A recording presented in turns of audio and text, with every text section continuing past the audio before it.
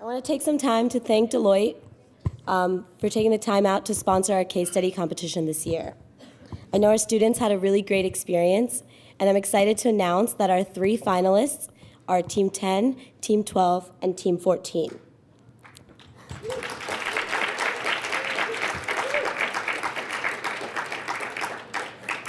We're going to have a runoff, and we're going to have each team present their case study solution. So can we have Team 10 up first? All right, so good morning, guys. My name is Ruth. These are my colleagues. I'm Spencer. Faye. Sean. Steven. All right, so we're here to essentially discuss that Mega is going to shape the future of our cities. For the 3 cities that you have recommended, we have come up with Seattle as the city of our choice. So why Seattle? Well, that's going to be the first agenda for today. The second agenda is going to be how we're going to implement the autonomous cars in Seattle. Autonomous cars are definitely the future for Mega. Mega's main issues include its problems with its drivers. First of all, it costs them $1.2 billion in order to create driver incentives. Second of all, drivers also cost them 25% of their revenue. This could be reduced with autonomous vehicles. So we have a far goal for implementation. So we hope that in the future, there will be a disruptive technology that Mega will create that will be implemented into different cities and countries in order to continue its ride-sharing market share as well as expand into this new technology. For our initial rollout of this technology, we have 3 main goals for implementation. First of all, we want to guarantee that it's both safe and convenient. Imagine Jack. He uses Mega on a regular basis, but he doesn't really understand technology that well. So for him, going on an autonomous vehicle ride is scary, it's frightening. He doesn't understand how this technology works. He doesn't know if it's worth his time. So in our initial stages of rollout, we want to make sure that it's both safe, convenient, it's cost-effective, and we want to make sure that Jack is on board. Second of all, we want to include data analytics as well as additional metrics in order to measure how effective our plan is. So because of that, we'll be able to implement this plan into additional cities in the future. Lastly, we'll be rolling out marketing plans in order to test different effectiveness and to see if this is important beyond just the initial hype. So due to these reasons, we have selected Seattle with the best rationale with our objectives. So first of all, we want to make sure that we can replicate a disruptive technology. Because Seattle has the smallest population size, this would be effective because we would be able to make the biggest impact at the lowest cost. Because Seattle is growing fast enough where we can still target new markets, and it's not growing as fast as New York, where we could potentially see infrastructure problems in the future. In addition, there are just enough cars per capita where people in Seattle still need cars to go around, but they don't necessarily have too many cars where our new automated cars would just be in a gridlock system. As for our 3 main short-term objectives, first of all, we want to guarantee the safety of our passengers. If we choose a city that has a low amount of snowfall, has very safe pedestrians, that would be best for us. And luckily, Seattle has both of these things. So unlike Detroit with the highest level of pedestrian fatalities, as well as New York with pedestrian gridlock, Seattle is actually very safe for pedestrians, as well as having the least amount of snow. Our second point, where we want to implement this and see what kind of data we can collect, we want to make sure that we can initially roll out this plan.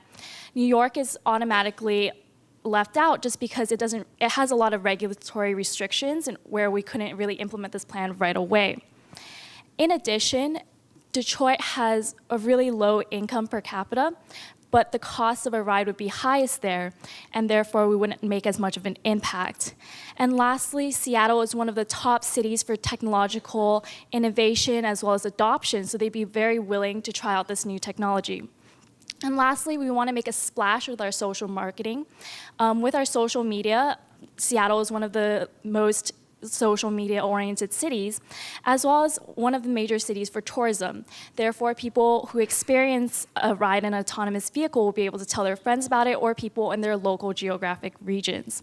We didn't account for finance as a large factor just because in our initial rollout stages, with Mega having over $4 billion in cash in 2015, as well as Mega just being able to adopt technology that would allow it to enter a $40 billion industry. We believe that the initial rollout stages have our 3 core objectives in mind and don't necessarily account as much for finances. Thus, with our 3 objectives, we believe that Seattle is the most obvious and best choice. One of the main considerations when launching the new service in Seattle and in the future in other cities is strategically scaling the launch of the product while simultaneously while working together with authorities and local police forces. Now, after successfully testing the service for 6 weeks in Midwest, we recommend that Mega deploy the 50 vehicle fleet for 2 weeks in Seattle in order, without taking on any passengers, in order to ensure that the vehicles run efficiently and safely. It's important to note that Mega has 2 main competitors, Flex and Drive. However, Mega owns 74% of the market share. So the main goal would be to maintain that market share and in the long run, increase it. Therefore, revenue should not be a priority, at least in the initial phases. Now, I want you all to put yourselves in the shoes of Jack, one of our trusted consumers. Imagine you walk out the hotel, you step into an autonomous vehicle for the first time. Naturally, you're going to feel stressed and a little bit anxious. Therefore, it should be Mega's main goal to ensure that Jack, that you feel safe and comfortable. And they can do that by putting in an engineer into each vehicle that will sit in the front seat and monitor the computers, and most importantly, ensure that you feel good about your drive. Now, we want to aim to use a light marketing strategy in the beginning phases, just to expand awareness of the new service. And we will do that by using social media. Now, 70% of Mega's users are aged 35 and under. This will be our main target group because they are more tech savvy and they are more inclined to use the product. And with that, we recommend that Mega deploy the service in 3 main areas within Seattle for the initial phases. 1, being around universities and colleges. 2, in the hotspots where our consumer market will be. Downtown Seattle, the Space Needle, around the waterfront, and last but not least, where the majority of the workforce is positioned in Seattle.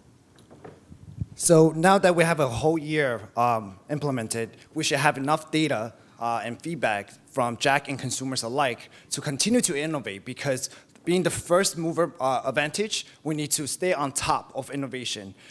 In the 2nd and 3rd year period, we should have the potential to receive the regulatory clearance to start to remove the driver from the actual car. And in this phase, we would be adding additional cars into the system, covering more square miles, covering in the city of Seattle. And we need to continue to focus on market share. And unlike the first year, where Jack would be picked up by an autonomous vehicle by random, in the 2nd year, now Jack has the option of selecting to be picked up by autonomous vehicle with a discount at 25%. And this drives more attention and more incentive for people to choose the autonomy. And we would implement aggressive marketing, so now Jack can share the experience and let all his friends know if they want to share the first autonomous experience, they can get it for free. And this is how we're going to get the word out, and we should be looking into further municipalities and in the next cities to further innovate and expand. So now we have risk, which is everyone's favorite part of the presentation. So there's 3 main parts for risk. We have competition from a tech giant, technological issues, and also cybersecurity, which will happen despite what people might think. So first, Google invested into an autonomous car in Kirkland. However, that was only one car. We have 50 cars for our fleet. So it's not really a huge issue for us because the whole goal is to get to the market first and gain as much market share and traction as possible. Second is technology issues. It's a new system, so there might be errors where the route goes to a different destination. So I'll have someone in the car at all times making sure that the car gets to where it needs to go instead of to a different destination. And then finally, which is my favorite part, is cybersecurity, where people who are like me would hack into a car and then take it over and then do whatever they want with it or take over the system or database. So the best way to really mitigate that is either purchase cyber insurance, which people do nowadays because you really can't prevent a cyber attack, or what you could do is invest or use a company called Argus Cyber Solutions, and they create software specifically for cars that prevent these attacks from happening. So by letting people, just like Jack, experience the safety, the comfortable, and the enjoyment of the ride, essentially where pretty much more people will get the shot to use it, and therefore we will get Mega, like, from being successful in Seattle to making it a mega success in the whole world.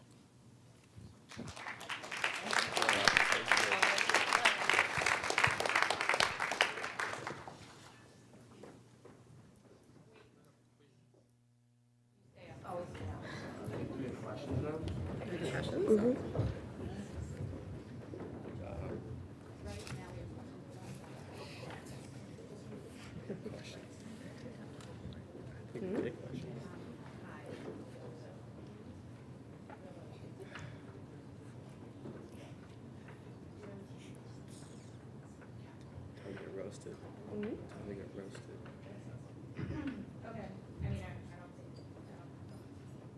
but you can hear me, so that works. So very great presentation, by the way.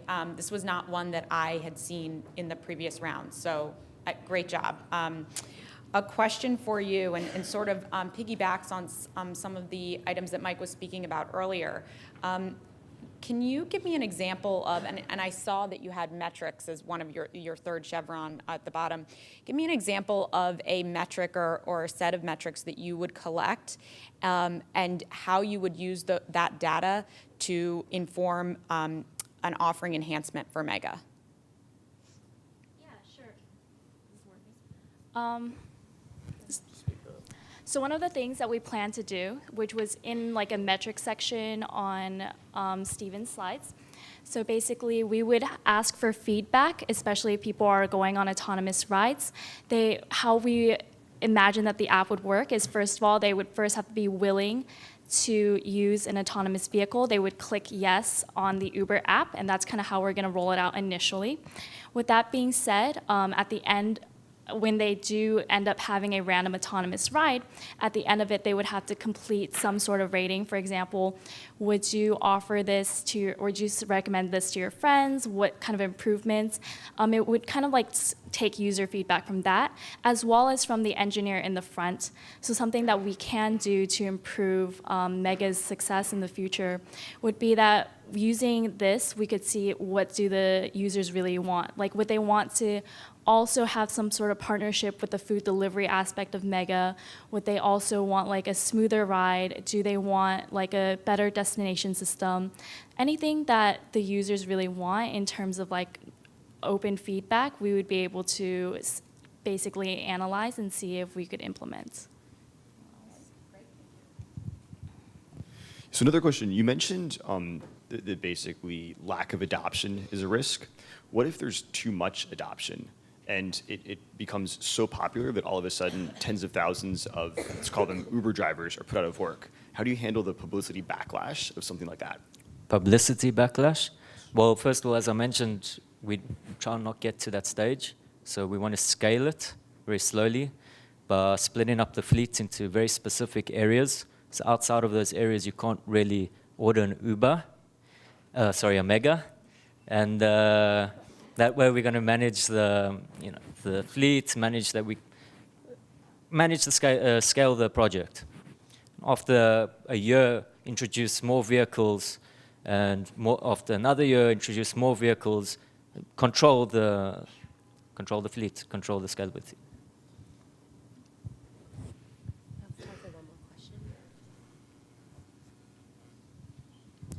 So I know that during your presentation you mentioned profitability. It's not a main concern for the first year, but have you done any type of financial analysis to see what's the break-even point and what makes sense or what doesn't make sense for this?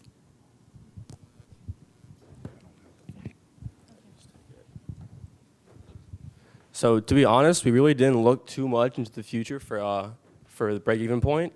But what it really came down to was whether or not we can compete in terms of our branding and how fast we can get to market. Because we're confident that autonomous driving will eventually happen, no matter what. It just depends who gets there first. So it came down to either will it be Google, will it be Mega, or will it be maybe Tesla or someone else. So we figured out if we can get to market as fast as possible, that's our best bet. Because at the end of the day, it depends. Can I get a Mega car or can I get a Google car? If I can get a Mega car first, that's the car I'll usually go to because it's on my mind and it's right there to use.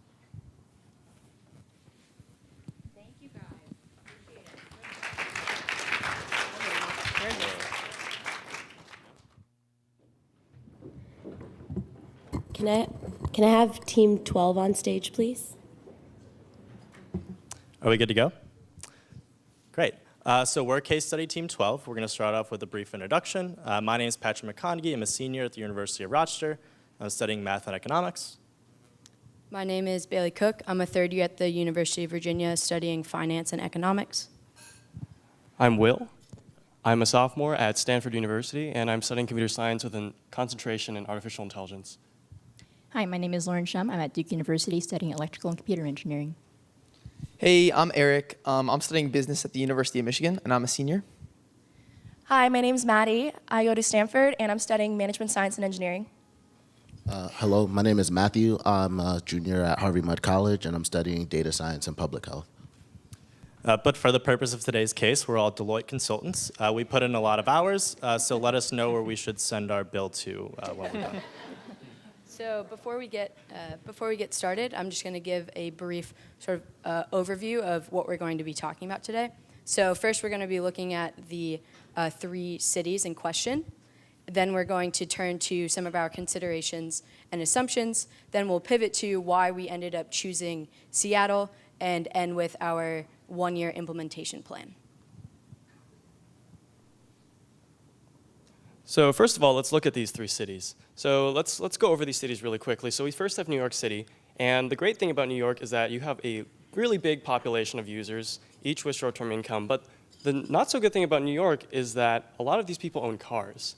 And there's also a lot of traffic, and public transportation is pretty good, as I found out.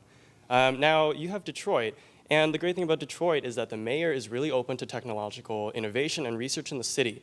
Now, the not so good thing about Detroit is that there's less traffic, which means that we have less data to actually test our systems on. And being an AI major, data is a lot of what makes a system great and function in conditions that you don't know about beforehand. And Seattle, now let's look at Seattle. So Seattle has a big vested business interest in autonomous vehicles because you have big tech companies there, especially Google. And you also have these key partnerships with tech companies around, which means a lot of tech talent to also develop on these vehicles. You also have a poor transportation system, which presents a dire need for a system like Mega's. I'll now take you through some of the purposes of our pilot, our key considerations, and the assumptions we made. So for the purposes of our pilot, we were trying to consider the relative merits of short-term profits versus market dominance. And we decided that market dominance is the way to go for long-term growth. This is because we want to focus on the success of our branding, and success in one city sets the foundation for success in future cities. Secondly, our key considerations. One of the first key considerations is the regulatory challenges that we might run into. New York has a very highly regulated environment, and it would be harder to implement it there. Detroit, on the other hand, was a very open environment, and we found that Seattle fell kind of in the middle, which was a good spot for us. Secondly, our competitors and partners in each of these areas. While our competitors exist in all of these cities, we're hoping to partner with Google for the technology as opposed to considering them a competitor, and they exist only in the Seattle area. Lastly, market growth potential. So as I mentioned, one of our key concerns is trying to gain early dominance of the market, and this is one of the key points that we use to decide that Seattle was the best city. The assumptions we made are that market dominance is more important than short-term profit, to summarize, and that we can partner with Google for the technology, considering them as a partner so that we can cut down on R&D costs instead of considering them as a competitor that we'd have to compete against for the R&D, because they've already done a lot of the R&D. So with this in mind, we recommend Seattle as our city.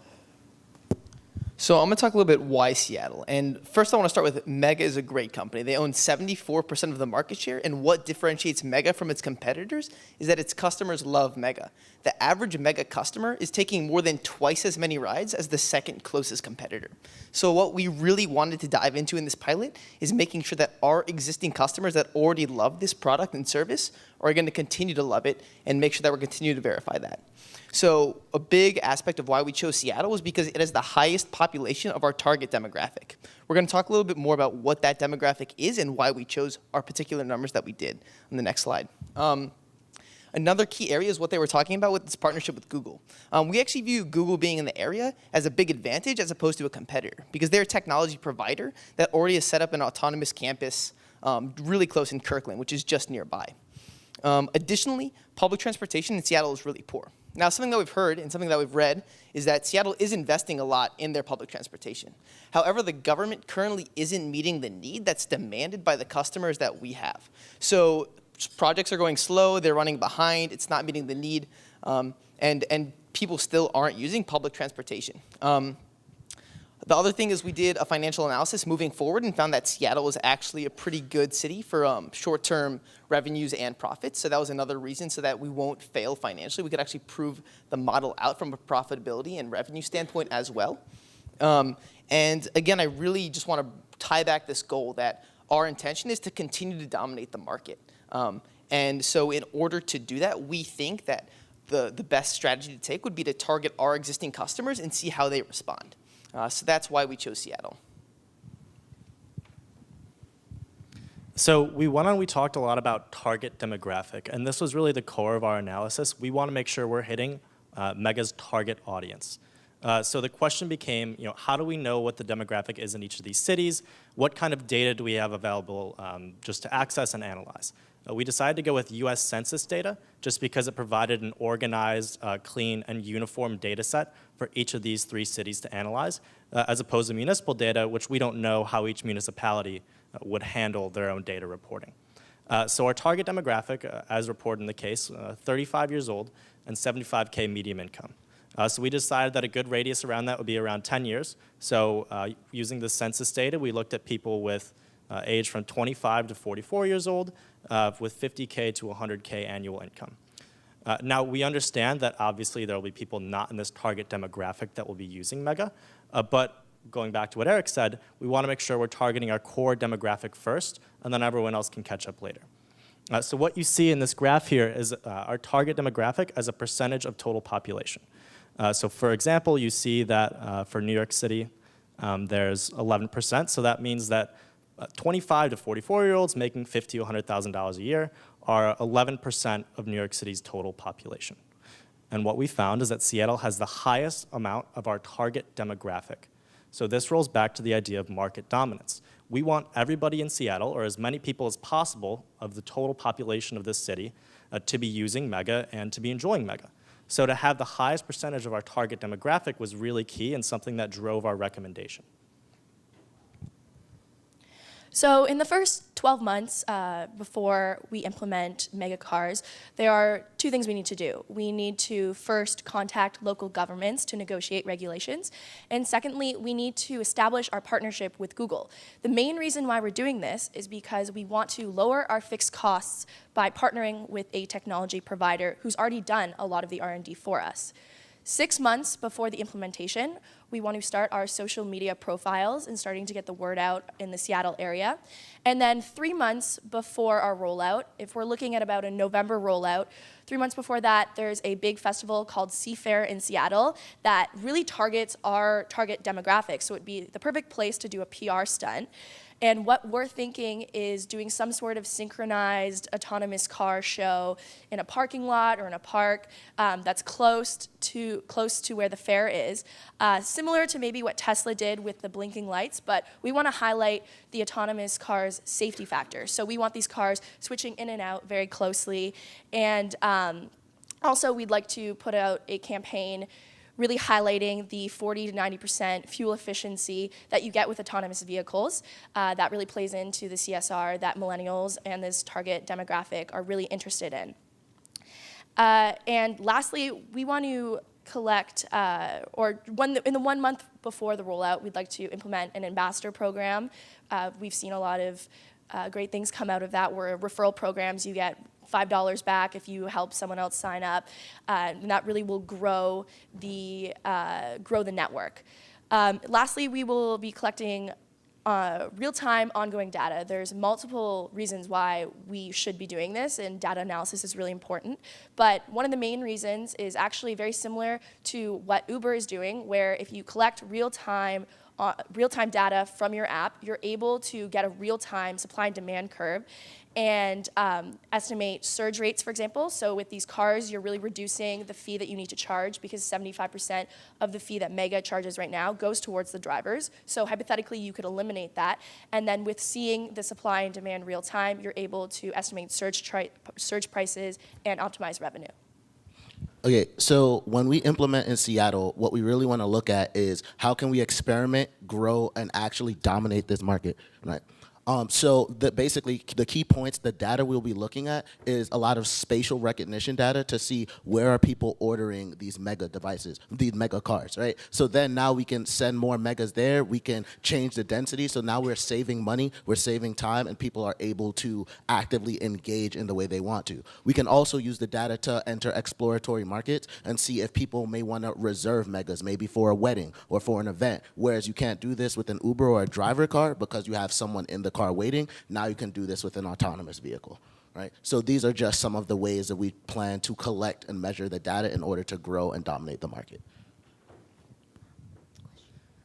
Great, and with that, we'll open it up to questions. Great job, guys. Great job.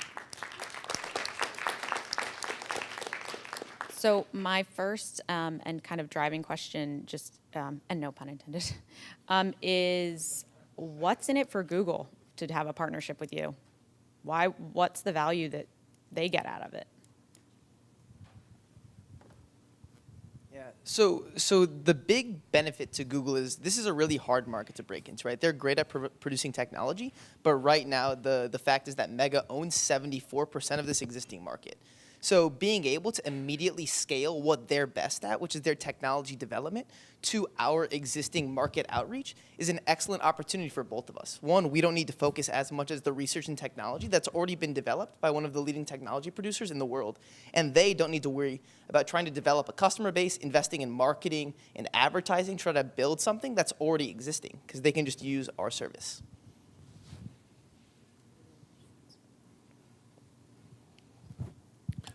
Again, nice job. Along the same question, obviously Google is a major driver in your plan. If they say no, would that actually change your recommendation on location?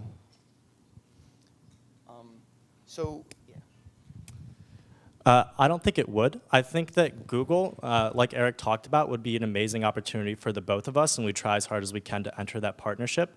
But let's assume that they don't want it. Well, we've actually already run, Mega's already run a pilot, so they clearly do have the technology that they're able to roll out. And I think that the extra R&D costs that we would have to incur would be the same for Seattle, Detroit, or New York City. So it doesn't depend on the location. So we'd love to pursue this partnership, but if it doesn't happen, it doesn't have any impact on the location change.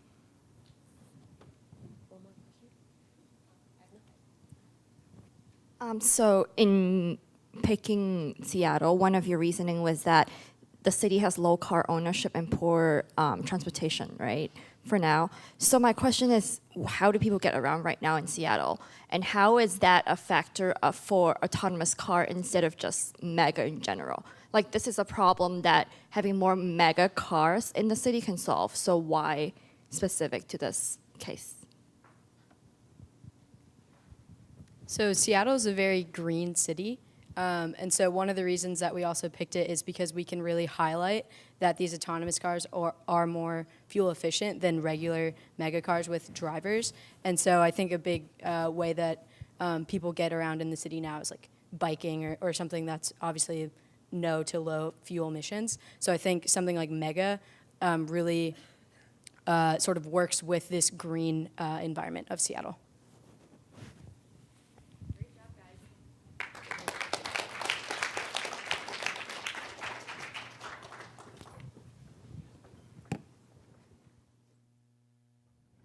Can we have our last team, Team 14, please? Hi, everyone. I'm Val, and my colleagues are Chris, Kelsey, Derek, Lucas, Jimmy, and Miklaus. Mary and board members, we know you're incredibly busy, so we're just going to get straight to the point. We're going to give you a solution to deploy your autonomous fleet in an ideal situation, focusing specifically on your priorities. Now, we really didn't want to give you some ideal solution in a theoretical framework. We wanted to be very concrete about what you exactly needed for your corporate needs. The first, we think you should prioritize market share. So because you've made it abundantly clear to us that you want the first mover advantage, we think market share should be the #1 priority in expanding that. But of course, we can't forget revenue and profitability. And so we've worked very hard to make sure that our solution of this grand, bold initiative that we're trying to implement also balances with the bottom line. Next, we need to address feasibility. Now, this mostly talks to the legislative system and regulatory practices, as well as union labor power. Because as we know, with autonomous vehicles entering the market, an incredible amount of jobs are going to be threatened. Next, we want to talk about validation. Now, this is crucial. The point of being having the first mover advantage is having a proof of concept. And we need this validation in order to prove that we can deploy the same model across all of the United States and then the rest of the world.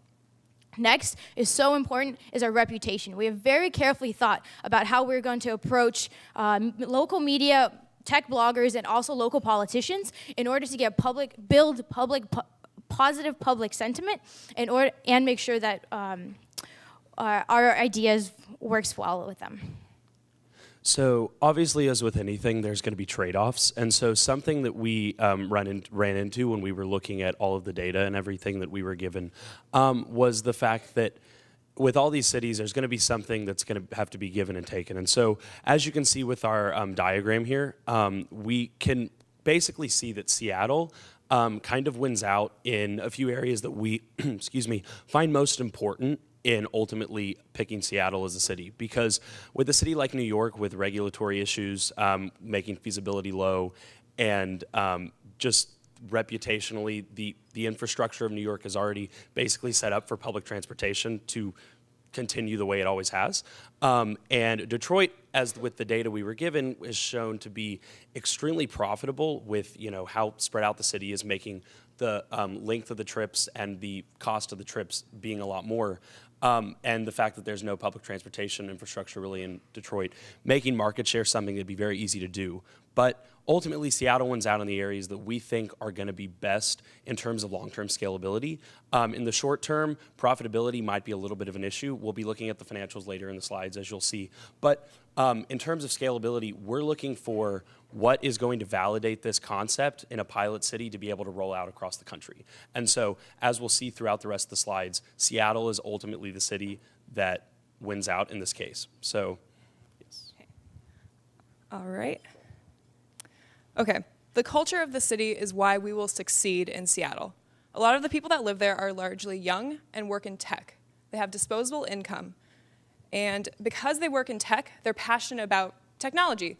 They're enthusiastic about the idea of being part of the first generation to be involved in autonomous vehicles. And they trust the technology because they work in it. Another serious part of Seattle that makes it a great candidate is the physical geography. So a lot of these young tech people live in the city. But the geography of Seattle is a peninsula. And a lot of these major employers, Microsoft, Boeing, Tesla, Google, they live outside of that peninsula. And the only way to get there is to cross these tiny little bridges. And this summer, I experienced that crossing the I-5 bridge to go from downtown Seattle to Redmond is a nightmare. So what do? Well, we implement it with autonomous vehicles. And so you could argue that if we had transportation networks going from the center of the city to these outside suburbs, then maybe that would solve our problem.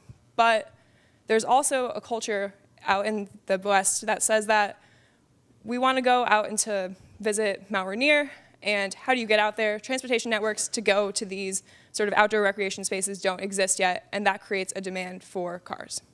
And speaking really quickly to the environment part of Seattle, what makes the city an incredible choice for us is the weather. It's terrible, which for us is terrific. Because if we can prove that our cars can function accurately in weather that rains every day, and Seattle has one of the highest percentages of car crashes, substantially higher than national average, and if we can prove that we can work in Seattle, then we can work anywhere in the United States, and then potentially anywhere in the rest of the world. Also, traffic. It's pretty terrible, which again, for us, is terrific.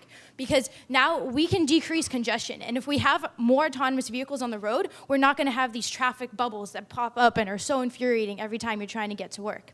So we can improve traffic, we can improve traffic, and that will be a benefit for us. The weather we can benefit because it will be a very powerful proof of concept. And also subsidies. So the reason we decided not to go with Detroit is because unfortunately the city declared bankruptcy in 2013. But an opportunity that we have in Seattle is for subsidies. So in all these outlying suburbs, it's very difficult and incredibly expensive to develop public infrastructure for train lines, for metro stations. But what if we got subsidies from the government, from the local government, to effectively replace or strongly supplement certain public infrastructure and public transport systems? That's an incredible opportunity and also very beneficial to our margins. Awesome. So I'm going to be talking a little more about the financials that we projected. So we did a preliminary financial analysis that I'll go more into later. But right now, basically, our financial projection shows that Detroit edges out both Seattle and New York in terms of when you can break even. But this is only based on a one market basis. So I'm going to be going more into details on the financial projections, what we did for Seattle. For example, so your assumptions we can see in the upper right-hand corner, in which we said we started off with 50 cars. And let's just assume that there's about 100 incremental cars every year. Based on that number, if you think on a revenue basis for how Mega makes its money, is basically on an average, the price per average trip times the amount of trips they have. So we assume based on the number of cars we have, how many trips they could do per year. And then based on the price, we did a little more cost analysis, a little more pricing analysis in terms of how the current market or the industry determines its pricing initiatives. So basically the base fare multiplied by the time and also distance well. And based on a Columbia research, they say that with the implementation of autonomous cars, that they can actually decrease the fare per mile of distance from what's currently in Seattle of $1.35 to 35 cents. And that would significantly decrease the cost, which we got the $8 measures from there. And then we also included the costs of our fixed costs and also our variable costs to get our ending profit.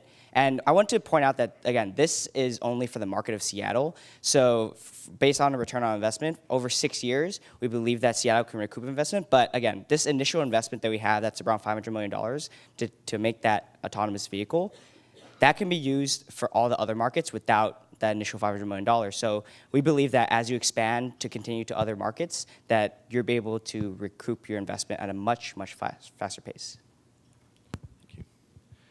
Of course, financial planning was very important, but we also want to keep track of our progress throughout all processes from pre-launch to actually the rollout in the end. In the pre-launch, we don't have customer data, of course, so we have to rely on first the media, so the awareness of the public, how's the media reporting about us, and in which depth are they reporting. And second, how can we build trust? So do we get DMV certification, and are we actually able to prove our concept in the weather conditions of Seattle? Second, during the pilot, we can actually then measure satisfaction of customers by first asking them concretely, how do you like our service? And second, by measuring how many people switch into and out of the autonomous driving option. And of course, currently we're situated in a low interest environment.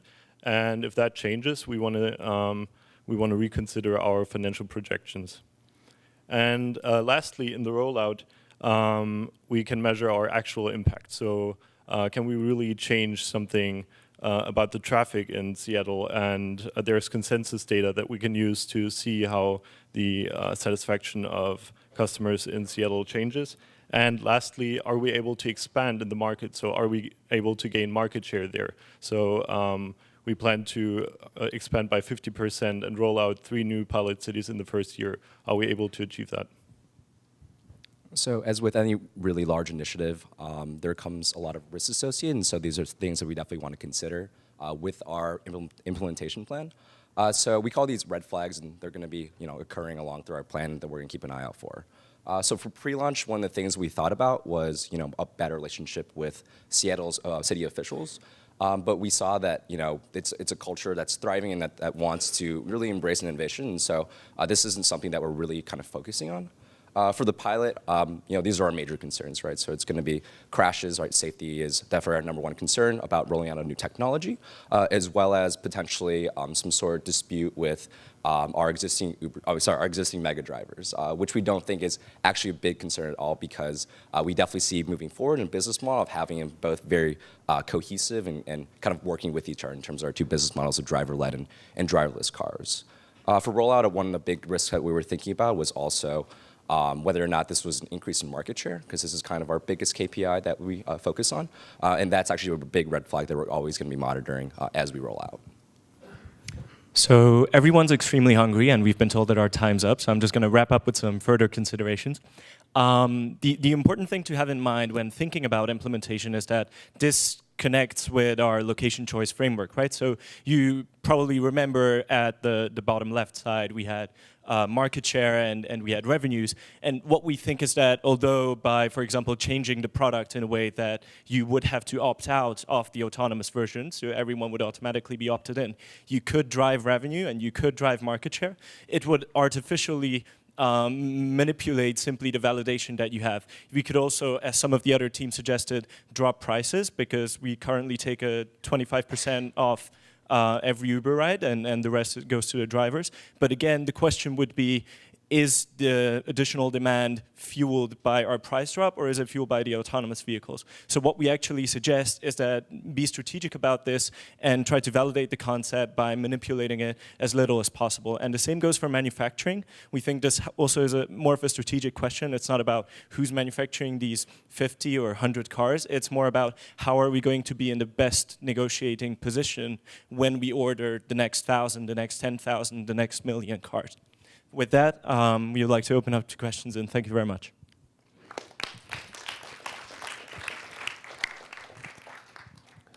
Great job. So on your implementation plan, do you what is the overall timeline of the pre-launch pilot and rollout? Is it 1 year, 2 years?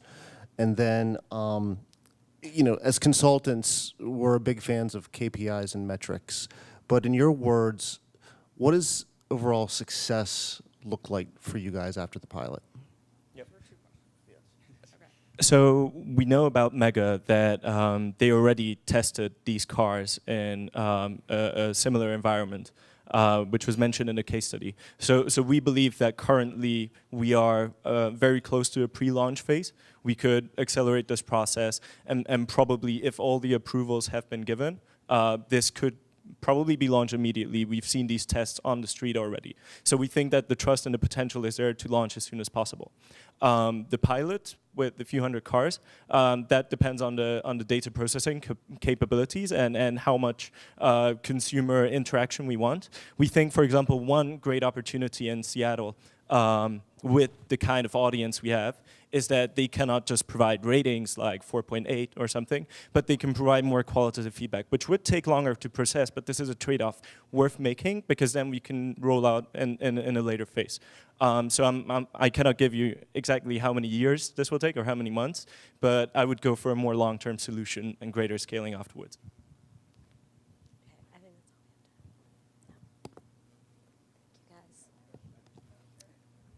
Thank you.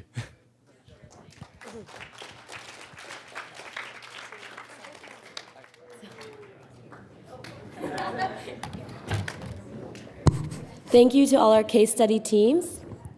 Another great competition that took place this past 2 or 3 days was the Social Impact Challenge. And I'd like to take the time to congratulate our winner, Rohan from Team Upsolve. And I'd like to give him the stage to talk a little bit about his project.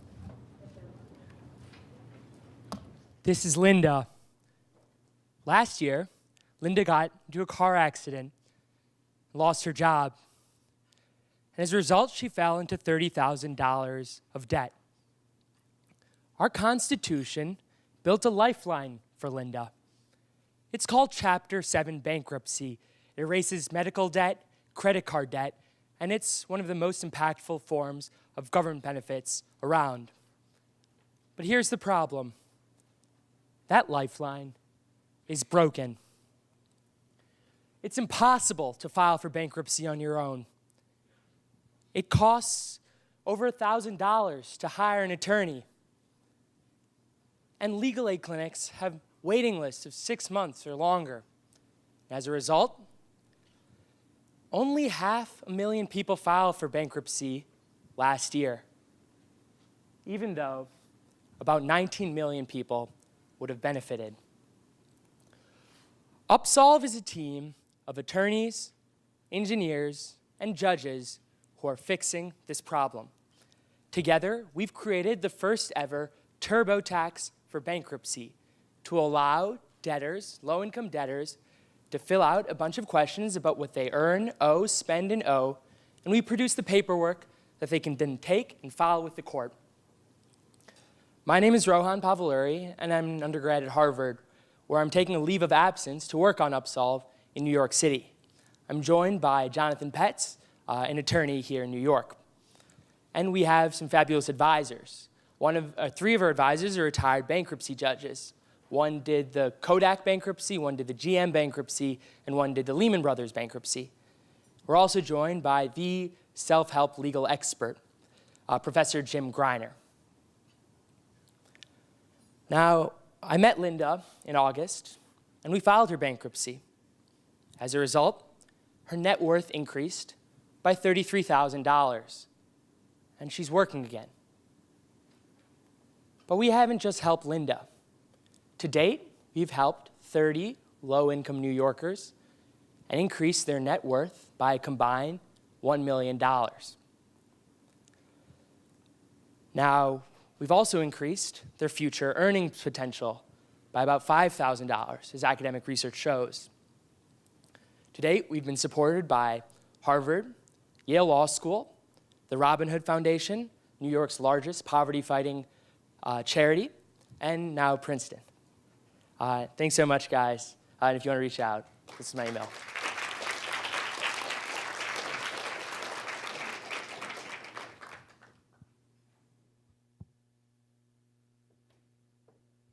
I'd like to invite Paul on stage to present Rohan with the check of $15,000 on behalf of Business Today to pursue his venture.